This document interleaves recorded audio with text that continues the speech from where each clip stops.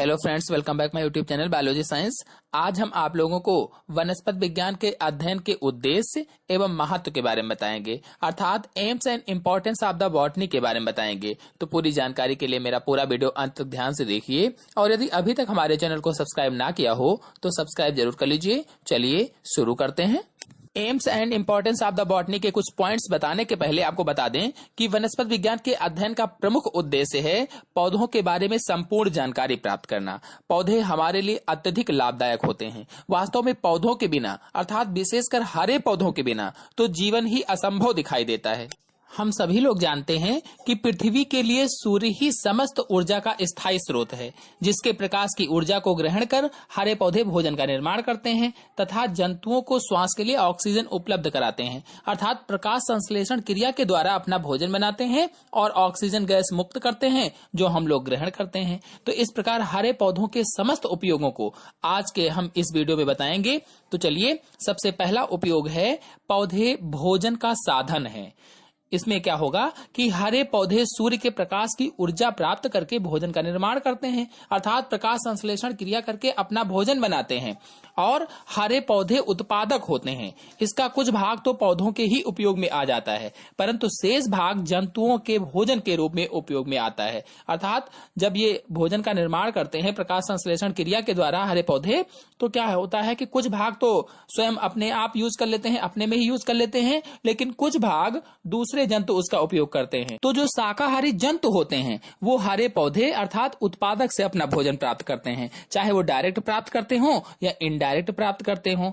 लेकिन जो मांसाहारी जंतु होते हैं वो मांसाहारी जंतु शाकाहारी जंतुओं को खा करके मांस के रूप में भोजन प्राप्त करते हैं। इस प्रकार पौधे किसी न किसी रूप में भोजन का साधन है, चाहे वो डायरेक्ट हो चाहे इनडायरेक्ट हो। फिर दूसरा उपयोग है पौधे वायु शुद्ध करते हैं। हम लोग आज पढ़ रहे हैं विज्ञान के अध्ययन के उद्देश्य, अर्थात वनस्पति विज्ञान के अध्ययन के उद्देश्य। तो दूसरा है पौधे वायु शुद्ध करते हैं।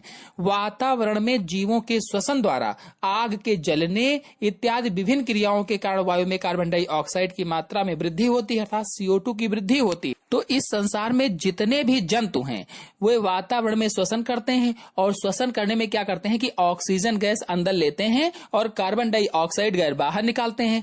तो वो वाली कार्बन डाइऑक्साइड और प्लस जो आग जलाने से या खरपतवार जलाने से या अन्य विभिन्न क्रियाओं के कारण जो कार्बन डाइऑक्साइड की मात्रा में वृद्धि होती है, उसका पौधे उपयोग करते हैं। किस रूप में? भोजन निर्माण में उसका उपयोग कर लेते हैं, जल के साथ अपक्रिया करके, और बदले में ऑक्सीजन गैस छोड़ते हैं। इस प्रकार वायु में कार्बन डाइऑक्साइड की मात्रा जो होती है वृद्धि नहीं हो पाती है तथा ऑक्सीजन की कमी भी पूरी होती रहती है, अर्थात शुद्ध वायु उपलब्ध होती रहती है। तो इस प्रकार से कुल मिलाकर कहा जाए तो पौधे वायु को शुद्ध करते हैं। फिर अगला है पौधे ईंधन देते हैं। तो ईंधन किस प्रकार से पौधे देते हैं? लगभग सभी प्रकार के ईंधन, चाहे वो लकड़ी हो, कोयला हो, तेल हो, पेट्रोल हो, इत्यादि सभी पौधों से ही उपलब्ध होते हैं, अर्थात ये सभी ईंधन पौधों से प्राप्त होते हैं। फिर अगला है पौधों से रेशे और वस्त्र प्राप्त होते हैं। तो इसको कैसे आपको समझा देते हैं।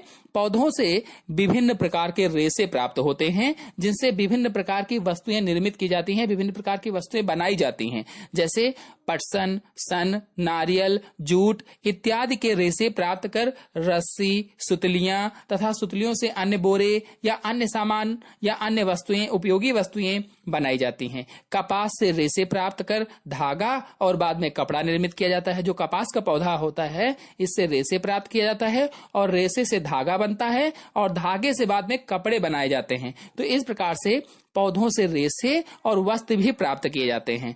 फिर अगला है इमारती लकड़ी और अन्य उपयोगी काष्ठ।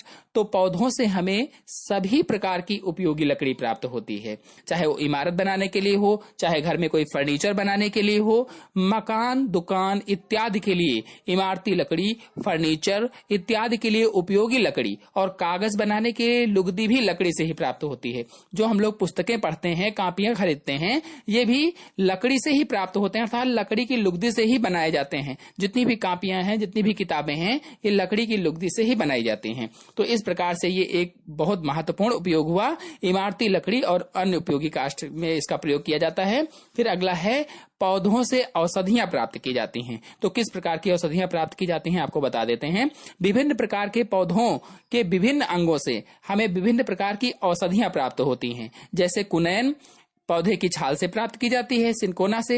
इसी प्रकार वर्तमान में विभिन्न असाध्य रोगों के उपचार के लिए बहुप्रचलित एंटीबायोटिक्स या प्रतिजैविक दवाएं भी बनाई जाती हैं। विभिन्न प्रकार के फफूंदी से प्राप्त होती हैं। जैसे उदाहरण के रूप में पेंसिलिन, जो पेंसिलियम कवक के द्वारा प्राप्त की जाती है, और पेंसिलिन की खोज आपको यहाँ पर बता दें अलेक्जेंडर फ्लेमिंग ने की थी। इस प्रकार से पौधे औषधियों में भी महत्वपूर्ण भूमिका निभाते हैं या उपयोगी होते हैं। फिर अगला है पौधों से प्राप्त अन्य उत्पाद। तो अन्य उत्पादों में क्या क्या है? विभिन्न प्रकार के तेल, गोंद, रेजिन, रबड़ इत्यादि हमें पौधों से ही मिलते हैं या पौधे से प्राप्त होते हैं। चाहे वो तेल हो, गोंद हो, जो विभिन्न प्रकार की औषधियों में प्रयोग किया जाता है, रेजिन है, या रबर का प्रयोग आप लोग करते ही हैं, ये पौधों के दूध से ही प्राप्त किया जाता है, पौधों के दूध के द्वारा ही बनाई जाती है। और इनसे संबंधित विभिन्न महत्वपूर्ण उद्योगों में अनेक लोग लगे हुए हैं। अर्थात ये पौधे के जो उत्पाद हैं, चाहे वो तेल हो, गोंद हो, रेजिन हो, रबर हो, तो इससे लोग जो उद्योगों में लगे हुए हैं उनको रोजगार भी प्राप्त होता है।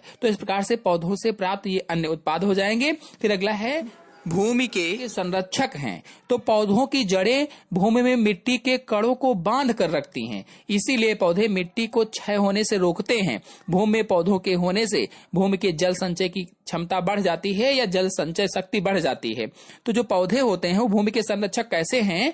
पौधों की जो जड़ें होती हैं वो मिट्टी को जकड़े रखती हैं, पकड़े रखती हैं, जिससे मिट्टी का क्षरण नहीं होता है, अर्थात मिट्टी कटती बहती नहीं है। इसीलिए पौधे मिट्टी को क्षय होने से रोक लेते हैं। और भूमि में पौधों के होने से भूमि की जल संचय शक्ति भी बढ़ जाती है, अर्थात जल धारण क्षमता बढ़ जाती है या जल को सोखने की क्षमता भी बढ़ जाती है। फिर अगला है पौधों के अन्य उपयोग। अन्य उपयोगों में मृत पौधों के सभी भाग मिट्टी के साथ मिलकर उपजाऊ ह्यूमस का निर्माण करते हैं, अर्थात उपजाऊ ह्यूमस बनाते हैं। तो मृत पौधों के सभी भाग कहने का मतलब ये हुआ फल, फूल, पत्ती, जड़, तना, जो भी व्यर्थ हो गया है, जो भी खेत में पड़ गया है, गिर गया है, मिट्टी में गिर गया है, वो सड़ करके जो काला सा पदार्थ बनाता है उसे ही ह्यूमस कहते हैं या खाद कहते हैं। तो इस प्रकार से ह्यूमस का निर्माण करते हैं। विभिन्न प्रकार के कवक एवं जीवाणु इन कार्बनिक पदार्थों को तोड़कर वापस अनेक प्राकृतिक चक्रों को पूरा करने में सहायता भी करते हैं। यानी जो कवक होते हैं, जो जीवाणु होते हैं, वो इन कार्बनिक पदार्थों को तोड़ करके वापस अनेक प्राकृतिक चक्रों को पूरा करने में हेल्प करते हैं या सहायता करते हैं। और ऐसा करने से प्रकृति में विभिन्न प्रकार की गैसों एवं अन्य पदार्थों का संतुलन बना रहता है। कुछ जीवाणु और अन्य पौधे तो भूमि में नाइट्रेट इत्यादि की मात्रा में वृद्धि करके भूमि को उपजाऊ भी बनाते हैं। इसके अतिरिक्त ईस्ट एवं एल्कोहल इत्यादि का निर्माण भी करते हैं। तो इस प्रकार से कुछ पौधों के अन्य उपयोग हो जाएंगे। अब अगला है पौधों के द्वारा मनोरंजन, अर्थात पौधे मनोरंजन का साधन है। तो ये कैसे होगा? पूरे विश्व में पौधे प्राकृतिक सुंदरता में वृद्धि करने का सर्वोत्तम साधन होते हैं। वैसे भी अगर देखा जाए तो मनोरंजन और प्रसन्न रहने के लिए पौधों अथवा उसके अंगों को दैनिक जीवन में अनेक प्रकार से उपयोग में लाया जाता है। चाहे वो पौधे हो, चाहे उसका कोई अंग हो, मनोरंजन के लिए या प्रसन्नता के लिए उसके अंगों को उपयोग में लाया जाता है। कवियों, कलाकारों, चित्रकारों इत्यादि की कृतियों में पौधों, पुष्पों, पत्तियों इत्यादि का विशेष स्थान रहा है। चाहे वो कोई कवि रहा हो, कोई कलाकार रहा हो, कोई चित्रकार रहा हो, ये पौधों, पुष्पों, पत्तियों आदि का विशेष स्थान उनके जीवन में या उनकी कविताओं में मिला है।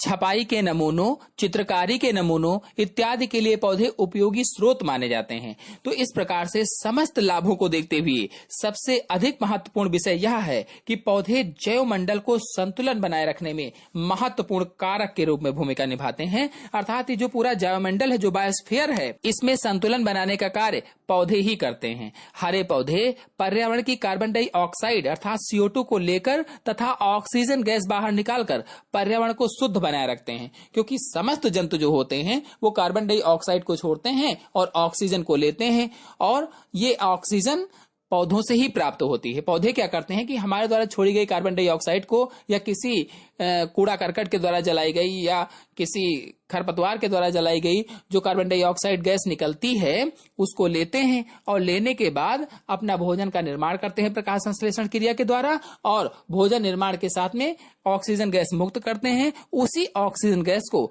हम लोग अपने अंदर करते हैं। वहीं दूसरी तरफ जीवों तथा पौधों के मल मूत्र मृत शरीरों एवं मृत अंगों पर विभिन्न कवक एवं जीवाणु अपघटनकारी प्रतिक्रियाएं करके अनेक आधारभूत पदार्थों को पृथक करती हैं। इन्हीं से कच्चे पदार्थों के रूप में पौधों को नाइट्रेट, फास्फेट इत्यादि तत्व प्राप्त होते हैं। प्रकृति में विभिन्न पदार्थों के चक्र निरंतर चलते रहते हैं। इसी से विश्व में जैवीय संतुलन या बायोटिक बैलेंस बना हुआ है। इन चक्रों को भूजैवीय रासायनिक चक्र भी कहा जाता है या बायोजियोकेमिकल साइकिल्स भी कहते हैं। तो इस प्रकार से आज मैंने आप लोगों को वनस्पति विज्ञान अध्ययन के उद्देश्य और महत्व को बताया, जिसके अंतर्गत उद्देश्य के रूप में पौधे भोजन का साधन होते हैं, पौधे वायु को शुद्ध करते हैं, पौधे ईंधन देते हैं, पौधों से रेशे तथा वस्त्र प्राप्त होते हैं, इमारती लकड़ी तथा अन्य उपयोगी काष्ठ प्राप्त होती है, पौधों से औषधियां प्राप्त होती हैं, पौधों से प्राप्त अन्य उत्पादों जैसे तेल, गोंद, रेजिन, रबड़ आदि। इसी प्रकार से पौधे भूमि के संरक्षक हैं। पौधों के अन्य उपयोगों के अंतर्गत मैंने बताया कि मिट्टी के साथ मिलकर उपजाऊ ह्यूमस बनाते हैं, और पौधे मनोरंजन का साधन है। विभिन्न प्रकार की सुंदरता को बढ़ाने के सर्वोत्तम साधन पौधे ही होते हैं। इस प्रकार से अध्ययन के उद्देश्य और महत्व हुए। तो आशा है आप लोगों को अच्छी तरह से समझ में आ गए होंगे।